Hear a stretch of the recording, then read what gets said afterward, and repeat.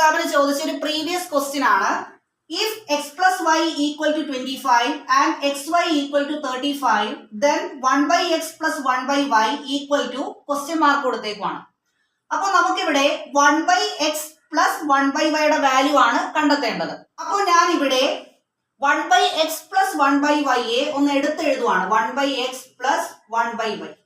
ഇനി ഈ 1 by x plus 1 by y യെ ക്രോസ് മൾട്ടിപ്ലിക്കേഷൻ മെത്തേഡിൽ കൂടെ ആഡ് ചെയ്യുവാണ്.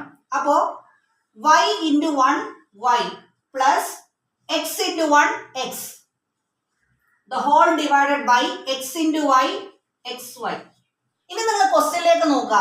x plus y equal to 25.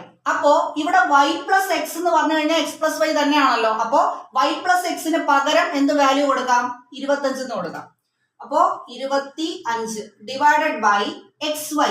xy യുടെ വാല്യൂ ക്വസ്റ്റ്യനിൽ തന്നിട്ടുണ്ട് 35.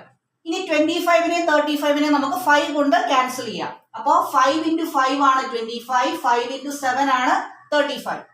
അപ്പൊ നമ്മുടെ ആൻസർ 5/7 എന്ന് കിട്ടും. അപ്പൊ ഇവിടെ ഓപ്ഷൻ സി 5/7 ആണ് കറക്റ്റ് ആൻസർ.